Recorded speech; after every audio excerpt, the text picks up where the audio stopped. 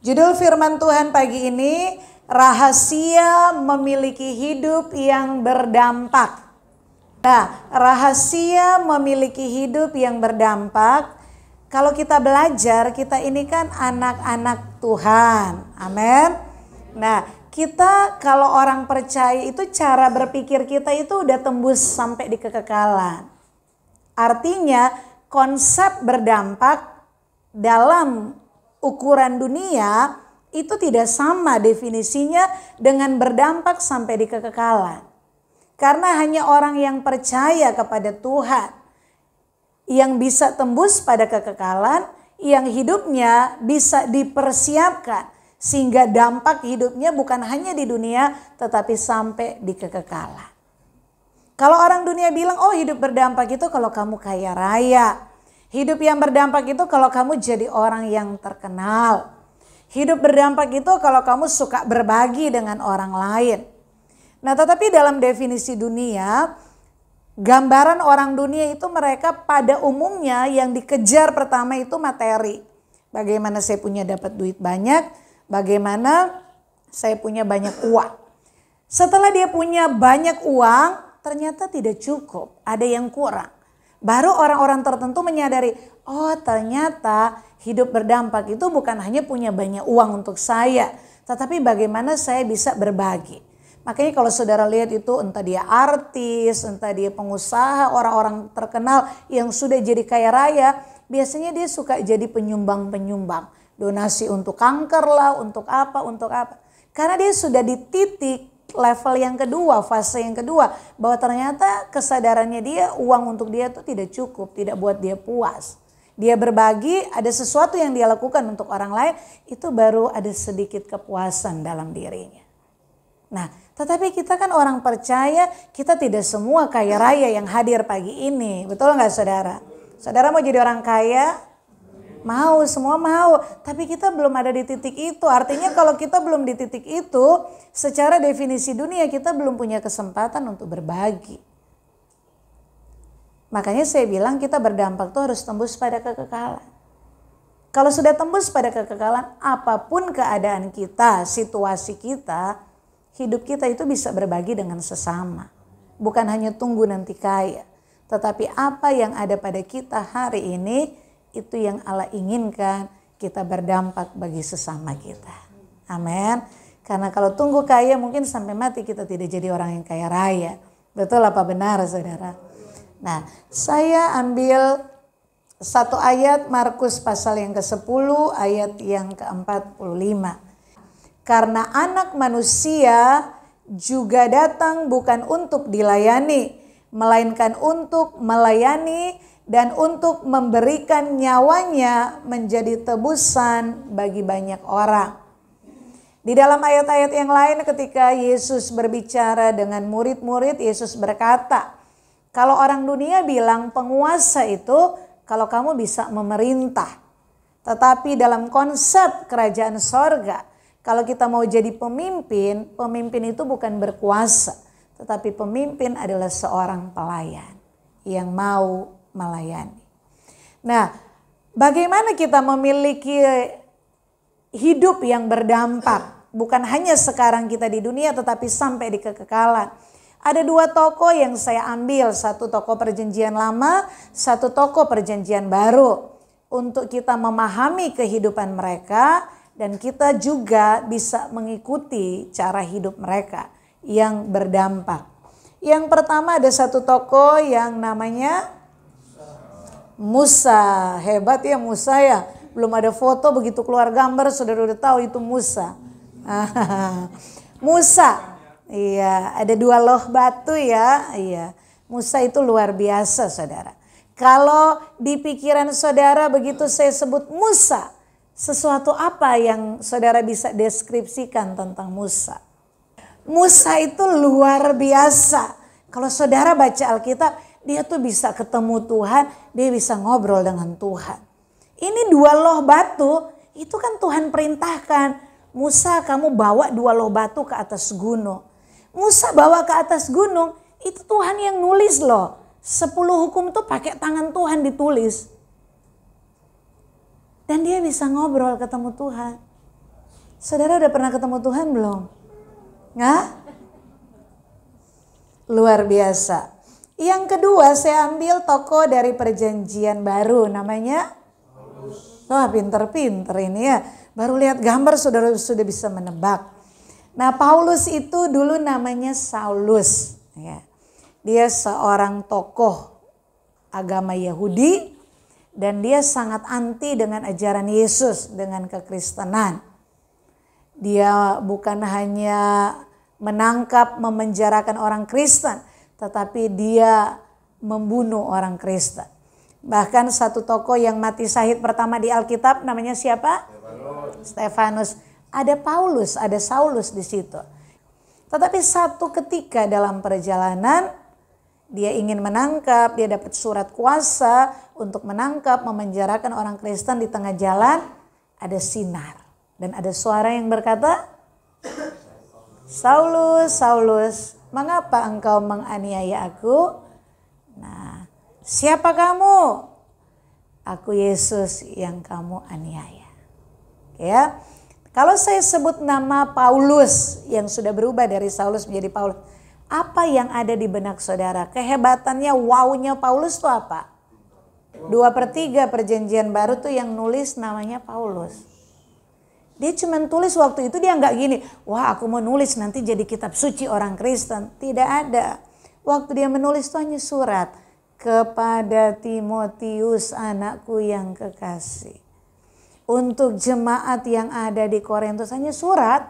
Seperti zaman dulu, saudara yang masih zaman dulu suka surat-suratan, ya hanya begitu. Tetapi karena dia penuh dengan kuasa, surat tangan tulisan sekalipun, itu bisa menjadi kitab suci saya dan saudara. Betapa dampaknya itu luar biasa. Artinya untuk berdampak itu nggak usah sesuatu yang spektakuler. Wow, penginjilan, satu pulau Bali itu bertobat ketika saudara berkhotbah. Dari hal-hal yang sederhana. Kalau hidupmu disertai Tuhan, itu hanya tulis WA satu kalimat, tulis satu artikel, itu bisa berdampak menjadi berkat bagi banyak orang. Amin. Makanya jangan suka tulis gosip-gosip. Ya, karena itu pun akan berdampak buat yang membaca, tapi dampaknya kan negatif. Itu tidak akan membawa saudara di dalam kekekalan sorga. Amin. Oke, kita mau belajar ada 2 poin. Memiliki rahasia, memiliki hidup yang berdampak itu ada 2.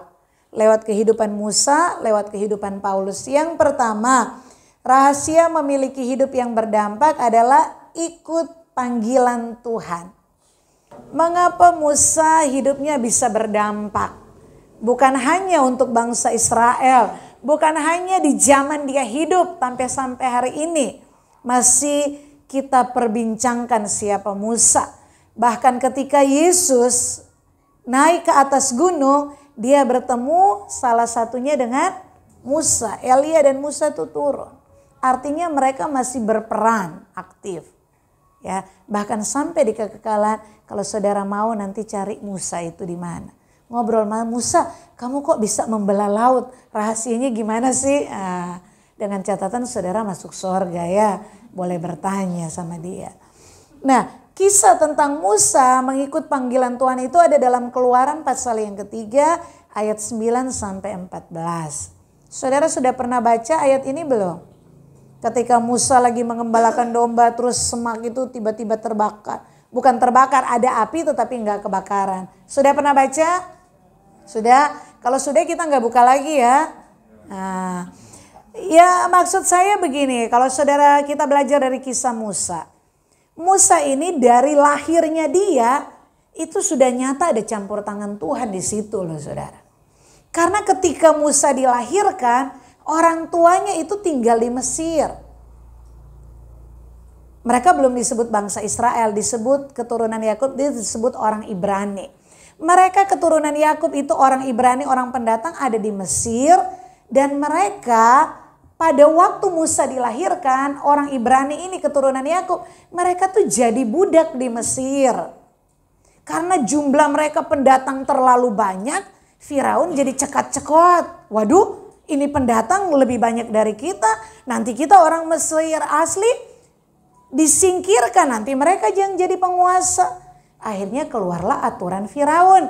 Semua bayi laki-laki yang lahir harus dibunuh. Kalau enggak tambah banyak nanti memberontak.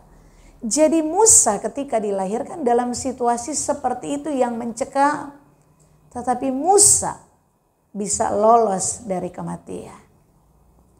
Itu kalau bukan campur tangan Tuhan tidak mungkin. Dia sudah ditaruh di satu keranjang yang ditaruh ter. Katanya sungai Nil itu banyak buayanya. Dan daun dan ter itu yang dipakai untuk menutup supaya tidak dimakan buaya. Tapi kenyataan kan orang-orang Ibrani itu yang anak laki-lakinya itu dihanyutkan situ ya pada mati semua juga. Tetapi kenapa Musa tidak mati? Karena ketika dia dihanyutkan, ada putri Firaun yang melihat. Dan bukan hanya melihat, Tuhan menggerakkan hati putri Firaun untuk mengambil keranjang itu. Dan ketika Musa menangis waktu dibuka, muncul belas kasihan di hati putri Firaun. Dan singkat cerita Musa diangkat menjadi anak putri Firaun. Itu bukan kebetulan. Itu bukan sesuatu yang wow. Ya pas aja begitu dia mandi. Walaupun putri Firaun mandi, walaupun dia tahu itu anak bayi, walaupun itu menangis, kalau dia nggak tergerak juga, ya tetap aja dihanyutkan. Betul nggak saudara? Itu ada campur tangan Tuhan. Jadi Musa bukan hanya lolos bisa hidup, dia bisa disusui sama ibu kandungnya. Bahkan ketika dia disapi, dia tinggal di istana loh. Dan istana dia diajar bagaimana cara didikan anak-anak yang akan menjadi pangeran. Luar biasa bonusnya Musa. Kenapa? Karena dari kandungan dia sudah ditetapkan dipilih oleh Allah. Tetapi ternyata walaupun sudah ditetapkan dipilih dengan kelahiran, pemeliharaan yang luar biasa, nyata campur tangan Allah, itu tidak cukup menjadi alasan Musa dipanggil dipakai oleh Allah. Allah harus berinteraksi langsung dengan Musa. Kenapa? Karena Musa itu manusia. Musa itu punya kehendak bebas. Ketika dipanggil dia bisa berkata ya, dia juga bisa berkata tidak. Musa tahu kelahirannya itu luar biasa. Tetapi Allah harus datang menyatakan diri kepada Musa. Ketika dia dalam pelarian di negeri asing. Ketika dia tidak lagi tinggal di istana raja. Ketika dia jadi seorang pengembala domba. Di situ Allah datang. Dan Allah berkata apa kepada Musa? Musa, itu loh bangsamu menderita. Dan doa mereka, penderitaan mereka udah sampai ke telingaku. Sudah sampai ke sorga. Nah aku mau menolong bangsamu. Aku mau membebaskan mereka dari perbudakan. Aku mau menggenapi janjiku kepada nenek moyangmu, kepada Abraham. Untuk membawa keturunannya ke tanah perjanjian. Dan aku panggil kamu untuk membawa mereka keluar. Jadi Allah datang dan memanggil dia. Jadi bukan berarti karena dari kandungan, kelahiran luar biasa, pemeliharaan, sudah pasti dia menjadi hamba Tuhan. Allah Tuhan belum tentu. Manusia bisa memilih. Dan kenyataan memang benar ketika Tuhan panggil Musa bilang, aduh Tuhan aku tuh gak bisa ngomong. Gimana aku jadi pemimpin? Gimana bawa mereka? Tuhan bilang ada kakakmu yang akan menolong mereka. Ya kan aku pakai untuk berbicara. Kamu jadi Allah untuk kakakmu. Kamu ngomong ke kakakmu, nanti kakakmu yang akan ngomong ke mereka. Tuhan, terus kalau aku datang ke bangsaku, terus mereka tanya, siapa yang suruh kamu Musa? Aku mau jawab apa? Jadi ada argumentasi dari Musa. Ketika Tuhan panggil Musa nggak langsung seperti Maria. Ya Tuhan, aku ini hambamu, jadilah padaku menurut kehendakmu. Nggak seperti gitu. Musa itu adu argumentasi. Tuhan kalau begini gimana? Kalau begitu gimana? Kalau begini gimana? Sampai akhirnya Tuhan agak marah dikit. Tetapi Musa mau pergi. Ku jawab iya, iya, iya. Amin. Artinya kalau Musa berkata tidak mau Tuhan. Bukan nama Musa yang memimpin bangsa Israel. Bukan Musa yang membelah Laut Kulsum. Bukan tongkat Musa yang dipakai untuk membuat 10 tulang. Mungkin yang disebut adalah Pak Andre, Pak Vicky membelah laut. Wah, kalau Musa tidak mau. Tapi karena Musa mau, jadi nama kalian dipinggirkan semua. Ya. Yang kedua, yang namanya Paulus. Kalau saudara baca Galatia 1 ayat 11 sampai 23. Paulus berbicara tentang pertobatannya. Dan Paulus itu sudah kalau zaman sekarang itu dia salah satu tokoh cendekiawan agama Yahudi. Orang yang hebat. Tetapi satu ketika Allah datang kepada dia lewat suara, lewat sinar. Dan Alkitab mencatat apa? Paulus berkata, ketika aku dipanggil oleh Tuhan, aku tidak minta pertimbangan manusia. Aku tidak datang kepada 12 murid, 11 murid, satu kan udah mati si Yudas. Aku tidak minta pertimbangan rasul-rasul. Tetapi aku datang berkata, ya, aku memenuhi panggilan Tuhan. Amin. Jadi Tuhan kalau mau pakai saudara nggak langsung bilang, kamu sudah banyak utang budi, aku sudah mati di kayu salib demi kamu, ayo ikut aku, lakukan pelayananku. Tidak. Tuhan tetap akan datang kepada saudara, Tuhan akan memanggil saudara, dan ketika saudara mau terlibat dalam pekerjaan Tuhan, baru jalan sama-sama. Amin. Jadi poin pertama, pastikan bahwa saudara sudah mendengar Tuhan memanggil saudara untuk terlibat dalam pekerjaan Tuhan. Dan saudara menjawab iya. Amin. Terlibat pekerjaan Tuhan tidak harus jadi pendeta, saudara. Ada banyak hal dalam pekerjaanmu. Soalnya kalau kita belajar di dalam konsep Taman Eden, yang disebut ibadah, yang disebut pekerjaan Tuhan itu bukan hanya kalau hubungannya dengan gereja. Wah, berkhotbah, mimpin pujian, main musik, tidak. Kalau saudara baca konsep ibadah dalam Taman Eden, ketika Adam dan Hawa mengerjakan, mengusahakan, bekerja di Taman Eden, itu di hadapan Tuhan itu namanya ibadah. Ketika Adam dan Hawa bersetubuh, itu di hadapan Tuhan ibadah. Jadi segala sesuatu yang kita lakukan sesuai dengan apa maunya Tuhan, sesuai dengan kehendak Tuhan, dan untuk kemuliaan Tuhan, itu namanya ibadah. Amin. Jadi ketika Adam dan Hawa diciptakan kan, penuhi bumi, kuasai bumi. Nah ketika mereka bekerja, itu ibadah. Ada perintah kepada mereka beranak cucu. Ketika mereka bersetubuh, itu ibadah. Apapun yang kita lakukan kalau itu sesuai dengan kehendak Allah, untuk kemuliaan Allah, dan kita kerjakan dalam hidup kita di hadapan Allah, itu ibadah. Walaupun sambil goreng tempe, kita lakukan dengan hati tulus supaya anak-anak kita sehat, itu kita ibadah di hadapan Tuhan. Jadi poin pertama, rahasia memiliki hidup yang berdampak sampai di kekekalan, ikut panggilan Tuhan. Artinya ku jawab ya. Pertanyaannya, saudara sudah pernah dipanggil Tuhan belum? Yang kedua, rahasia memiliki hidup yang berdampak dari kisah Musa dan dari kisah Paulus adalah melewati proses. Kalau dipanggil tinggal jawab iya atau tidak. Melewati proses itu cuma satu kuncinya, aku berserah. Untuk berserah itu butuh kerendahan hati. Ya. Kita lihat kisah Musa. Musa itu untuk dipanggil Tuhan, jadi mitra kerja Tuhan, terlibat dalam pekerjaan Tuhan, dia butuh waktu 40 tahun. Kenapa Tuhan tidak panggil Musa membebaskan bangsanya ketika dia tinggal di istana kerajaan Firaun? Kenapa ketika Musa masih ada di Mesir, kenapa Tuhan tidak panggil dia di situ? Kenapa nanti setelah dia sudah di tanah pengasingan, tanah Midian, jadi orang asing, jadi gembala, jadi bukan siapa-siapa, baru Tuhan panggil di situ?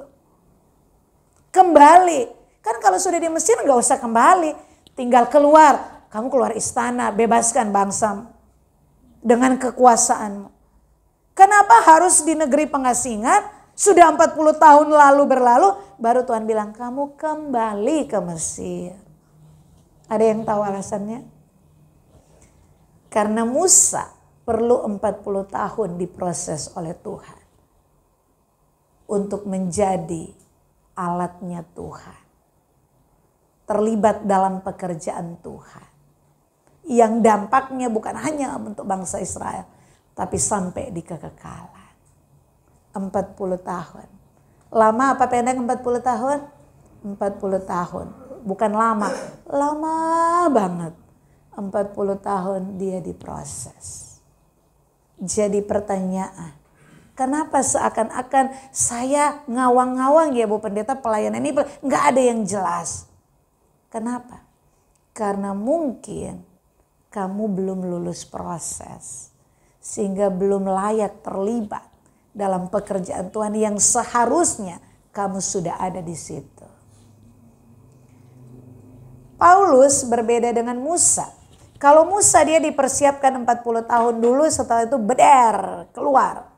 Kalau Paulus, dia ketika Tuhan panggil, dia sudah dia terlibat pelayanan, baru di situ dia diproses, diobo-obo. Prosesnya lewat apa? Penjara, masuk keluar penjara. Biasanya dia yang memenjarakan orang, sekarang dia yang dipenjara, dihajar, dipukul, dirajam, dianiaya, mengalami kapal karam. Banyak sekali penderitaan. Padahal dia menderita untuk apa? Untuk memberitakan Injil Kristus. Justru penderitaannya di situ. Ternyata penderitaan adalah bagian dari proses kehidupan Paulus. Sehingga ada satu titik Paulus berkata, kalau aku hidup, kalau aku mati itu sebuah keuntungan. Tapi kalau aku hidup untuk Tuhan, untuk melayani pekerjaan Tuhan. Dan di ayat yang lain dia katakan, hidupku bukannya aku lagi, tapi Kristus yang hidup di dalam aku. Ayat yang lain dia katakan, baik kamu makan, kamu minum, lakukan semua untuk kemuliaan Allah. Ungkapan-ungkapan Paulus itu bukan didapat ketika dia melihat cahaya, ketika dia bilang, oh iya Tuhan aku ikut kamu, tidak. Tapi lewat proses, ketika dia sudah terlibat dalam pelayanan, baru proses itu. Dan muncul ungkapan-ungkapan yang tertulis di dalam menjadi ayat Alkitab yang sekarang kita percaya sebagai kitab suci. Jadi kalau saudara mau cari Tuhan, bagian pelayanan saya apa? Itu tidak lepas dari di mana kamu dilahirkan, pengalaman hidup masa kecil yang paling pahit. Itu akan menjadi bentuk pelayanan terbesar dalam hidupmu. Amin. Karena gak ada yang kebetulan dalam hidup ini. Ya. Oke. Yang pertama kita lihat yang namanya Musa. Baca ya, 1, 2, 3. Musa dipanggil untuk membebaskan bangsa Israel dari perbudakan di Mesir dan membawa mereka ke tanah perjanjian. Musa diproses 40 tahun. Luar biasa kan? Bisa memimpin bangsa Israel keluar dari Mesir. Ada 10 tula. Lewat apa? Lewat tongkatnya Musa. Bisa membelah laut. Ada mujizat-mujizat terjadi. Bahkan ketika bangsa Israel di padang gurun, itu ada tiang awan malam hari, itu ada tiang api di siang hari. Terbalik ya, tiang awan di siang hari supaya nggak kepanasan. Kayak ini agak panas ya saudara ya. Pas ya, saya agak panas. Nah, itu semua pemeliharaan Tuhan. Ketika mereka nggak punya minum, Musa cuma ngomong, cuma jetek di batu, bisa keluar air. Itu mujizat-mujizat di depan mata bangsa Israel itu Tuhan kerjakan lewat Musa. Musa wow luar biasa hidupnya, dampaknya luar biasa. Tapi saudara tahu dia diproses 40 tahun. Tuhan panggil dia 40 tahun di tanah Midian ternyata tidak cukup. Tuhan proses dia lewat bangsa Israel. Bangsanya sendiri. Harusnya kan bangsa Israel begitu keluar dari Mesir. Udah lihat 10 tula. Sudah lihat laut terbelah. Minimal kan berterima kasihnya kepada Musa, betul nggak? Aduh Musa terima kasih banyak ya, Tuhan sudah pakai kamu membebaskan kita. Ini tidak. Baru beberapa hari di padang gurun, Musa, kamu mau bikin kita mati di padang gurun? Apa kurang kuburan di Mesir sampai kita harus dikubur di padang gurun ini? Mereka bersungut-sungut, nggak ada rasa terima kasih, malah menyalahkan Musa. Tapi hebatnya Musa loh saudara. Dia kalau di depan bangsa Israel dimarahin.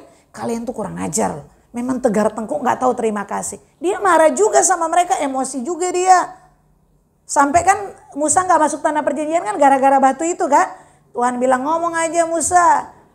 Musa saking emosi sama mereka, kalian nih nggak percaya, petok-petok. Keluar air juga. Tapi Tuhan bilang kamu nggak taat, kamu nggak masuk. Tetapi hebatnya Musa, saudara tahu, Alkitab catat dia orang yang paling lembut yang pernah hidup di dunia. Dia marahin bangsa Israel.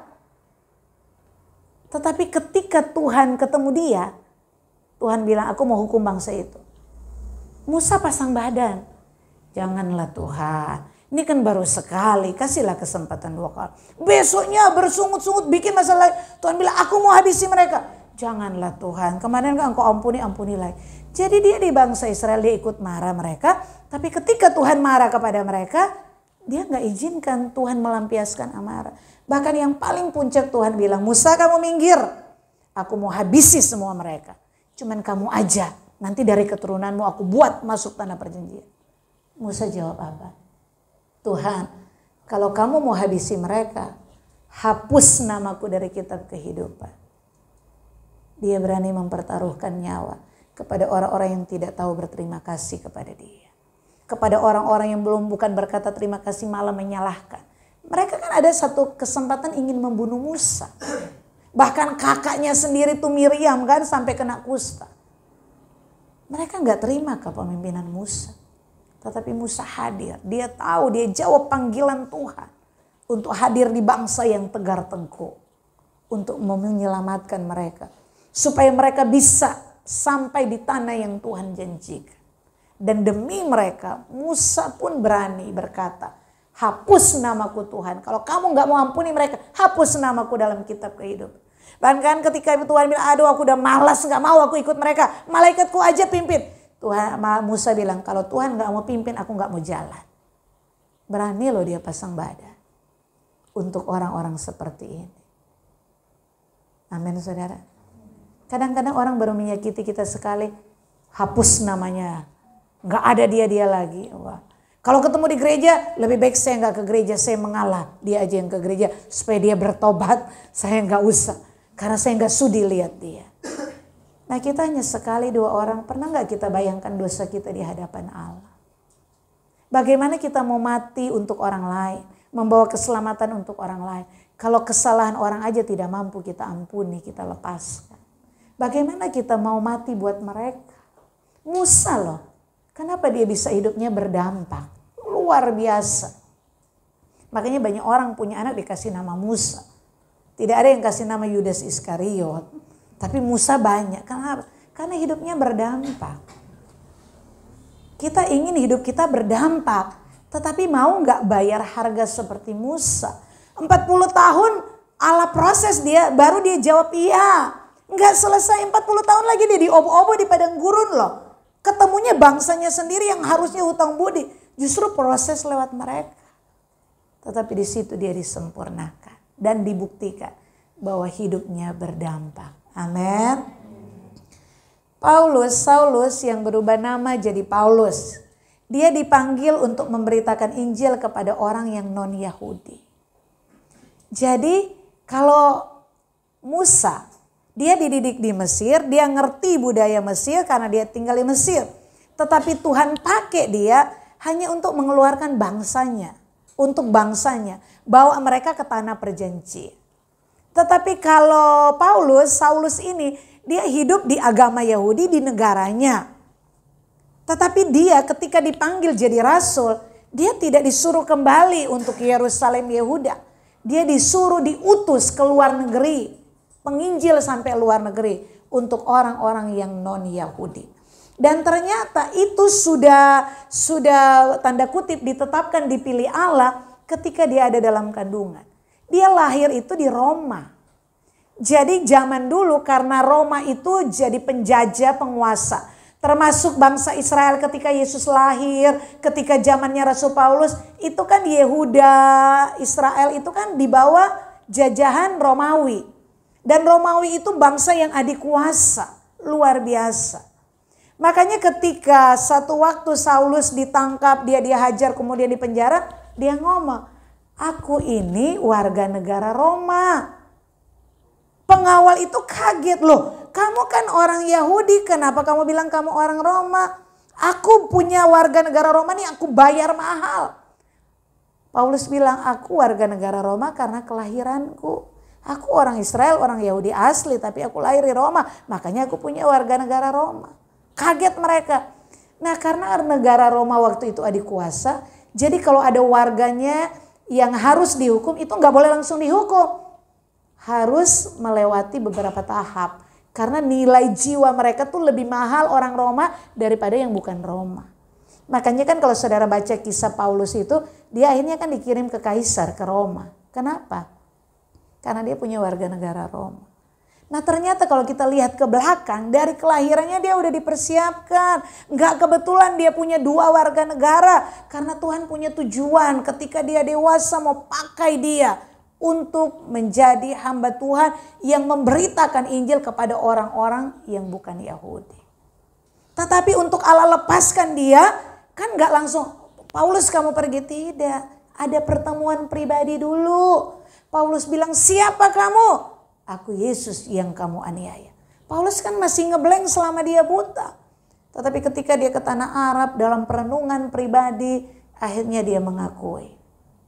Semua yang aku anggap kehebatan, pangkatku sebagai Sanhedrin, kekayaanku, kehormatan, pengenalanku, kitab Taurat sempurna aku lakukan.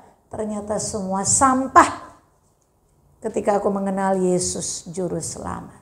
Hanya karena kasih karunia aku diselamatkan. Dia berani karena sudah punya pengalaman mengenal Tuhan itu siapa. Mengalami Tuhan itu jadi kekuatan, jadi dasar. Dia penginjilan sampai ke luar negeri. Karena dia tahu apapun yang kamu miliki kalau nggak percaya Tuhan itu sampah semua.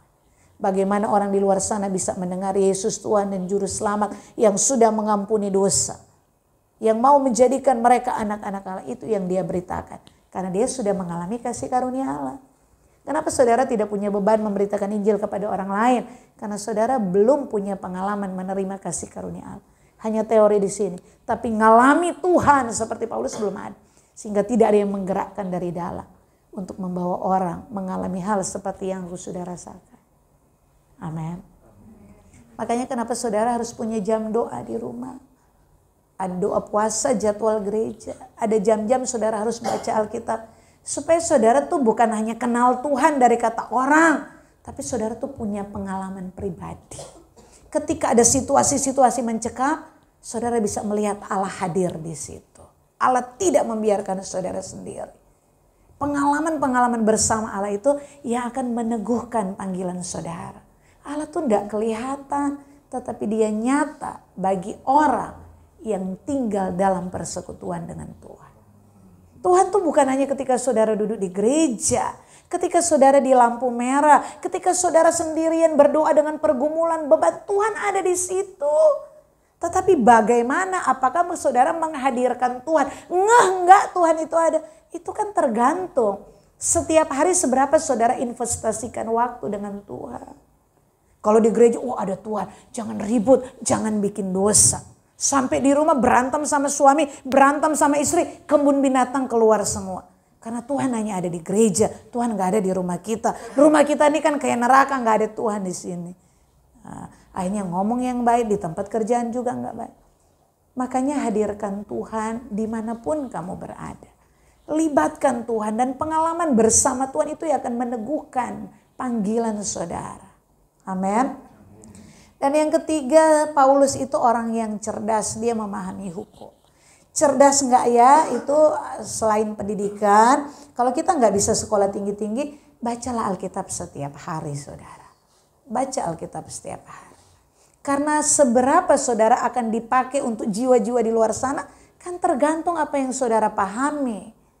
Untuk ini menjadi pengalaman hidup ayat-ayat ini, saudara harus tahu dulu ayat-ayat itu apa. Amin. Amin saudara. Seperti saya selalu bilang, kenapa dalam masa sulit pergumulan saya bisa kuat. Ayat yang saya pegang cuman 1 Korintus 10 ayat 13. Pencobaan-pencobaan yang kamu alami tidak melebihi kekuatan. Dan ketika kamu mengalami sudah ada jalan keluar. Jadi mau masalah segede gajah sekalipun, aku cuman percaya Tuhan ini gak melebihi kekuatanku. Dan yang kedua ada jalan keluar Tuhan sudah sediakan. Makanya jalan lurus, jangan balik ke belakang. Jalan keluarnya ada di sana. Dan yang kedua yang saya pegang Roma 8 ayat 28. Kalau kita mengasihi Allah, setiap kejadian peristiwa suka duka baik tidak baik kata orang, cuma satu goalnya, mendatangkan kebaikan. Jadi pahit sekalipun aku mau menemukan kebaikan di balik persoalanku yang sepahit ini. Ada kebaikan Tuhan. Nah, ayat-ayat ini kita ngerti dulu, baru ada kejadian-kejadian Tuhan izinkan, benar-benar kita imani, baru ayat itu menjadi nyata ketika kita bisa lolos. Tidak bersungut-sungut, tetap bersuka cita, tetap percaya, tetap beriman, berserah, baru ayat itu jadi hidup. Kalau ayat itu sudah hidup dalam hidup kita, itu yang bisa kita bagikan ke orang lain. Karena kita sudah mengalaminya. Amin, saudara. Nah, saudara harus cerdas, seberapa kapasitas isi kepalamu, sejauh itu Tuhan pakai kamu untuk memberitakan kepada orang-orang luar sana. Amin. Dan yang terakhir, Paulus itu orang yang rajin. Ketika dia meninggalkan, mungkin dia dapat gaji, dia dapat kehormatan, fasilitas. Ketika dia seorang Sanhedrin, itu dilepaskan semua sama dia. Sekarang jadi penginjil, miskin kere, siapa yang mau biayai? Dia membangun tenda, bikin tenda loh. Tangannya tuh kasar, bikin tenda tuh pekerjaan kasar. Tapi dia kerja untuk membiayai dirinya dan membiayai timnya. Sehingga mereka bisa naik kapal, beli tiket, penginjilan sampai ke luar negeri. Dan Tuhan gerakan ada jemaat-jemaat yang menopang pelayanan mereka. Yang kasih mereka duit, kasih mereka barang-barang. Tetapi intinya Paulus itu orang yang rajin. Makanya pinter, jangan malas, saudara pasti dipakai Tuhan. Kalau berdoa tiap hari, Tuhan pakailah aku. Malaikat lihat dari surga, ini mau pakai di mana? Kerjaannya cuma mager terus, otaknya nggak ada isi apa-apa, cuma game terus mau pakai di mana dalam pekerjaan Tuhan? Paham maksudnya? Tapi kalau saudara membuka diri, kapasitas diri ditambahkan, jadi pintar, pakai waktu-waktu yang ada dan rajin apapun, itu Tuhan suka. Amin. Bukan hanya rajin di gereja, di tempat kerjaan saudara rajin, Tuhan suka itu. Makanya orang gak percaya Tuhan pun kalau dia rajin bisa jadi kaya. Biar saudara tiap hari berdoa, kalau malas tetap miskin. Betul apa benar? Karena ada hukum alam di situ. Amin. Ya lebih baik saudara rajin, cari Tuhan sungguh-sungguh, itu sempurna namanya. Amin ya. Oke, dari pengalaman Musa, dari pengalaman Paulus, pertanyaan. Baca 1, 2, 3. Saya dipanggil untuk apa? Sudah menemukan panggilan saudara? Sudah jawab ya? Duh, mesti kabur Bu Pendeta. Oke, dari kisah Musa, kisah Paulus yang saya uraikan, hidup yang berdampak itu ada dua arti. Yang pertama, bersedia terlibat dalam rencana Allah. Amin. Yang kedua, hidup yang berdampak artinya rela berkorban bagi sesama demi rencana Allah digenapi. Kalau hidup mau berdampak, hidup tuh bukan mikir diri sendiri. Hidup tuh bagaimana rencanaku digenapi, bagaimana targetku sampai. Bukan. Kalau kamu mau hidupmu berdampak bahkan sampai di kekekalan, yang pertama terlibat dalam pekerjaan Tuhan. Yang kedua, orang yang terlibat dalam pekerjaan Tuhan cirinya cuma satu, berkorban bagi sesama. Kenapa? Musa yang sudah nyaman di Midian walaupun pendatang, dia rela kembali ke Mesir. Sibuk-sibuk dengan bangsa yang tegar tengkuk untuk membawa keselamatan bagi mereka. Supaya perjanjian Tuhan kepada Abraham digenapi lewat mereka. Bawa mereka ke tanah Kanaan. Dan Musa lakukan itu. Paulus sudah nyaman jadi Sanhedrin. Itu kan bukan dosa-dosa amat Yahudi. Dia hanya membela agamanya, bunuh orang Kristen.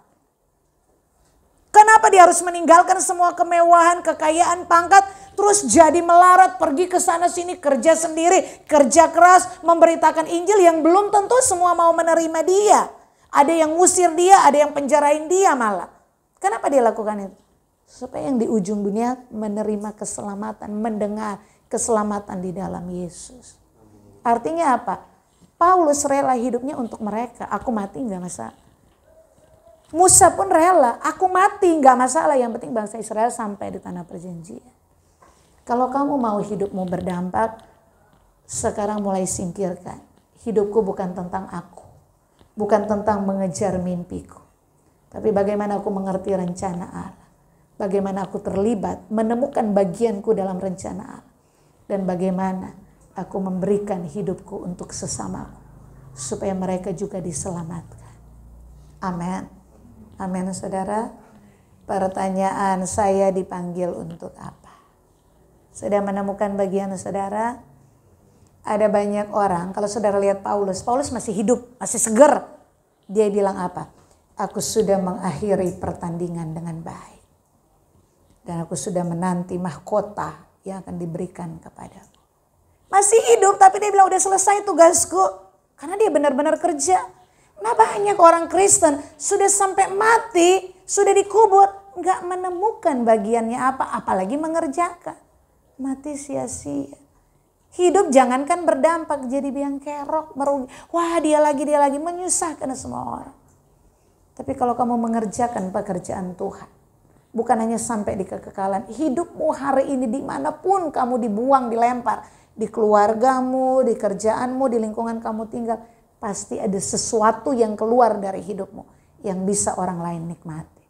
Karena hidupmu bukan tentang diri kamu, tetapi bagaimana membawa orang-orang datang kepada Tuhan. Amin. Kristen setiap minggu datang ke gereja, Kristen setiap hari baca Alkitab itu mudah. Tetapi bagaimana kita menghadirkan Tuhan dalam hidup kita. Sehingga orang melihat, percaya dan mau mengikut Tuhan yang kita sembah. Karena hidup kita jadi teladan buat mereka. Itu kekristenan yang paling sulit. Tetapi upahnya sampai di kekekalan. Amin. Yuk baca 1, 2, 3. Panggilan dan proses adalah dua hal yang tidak dapat dipisahkan bagi mereka yang ingin memiliki hidup yang berdampak sampai di kekekalan. Amin.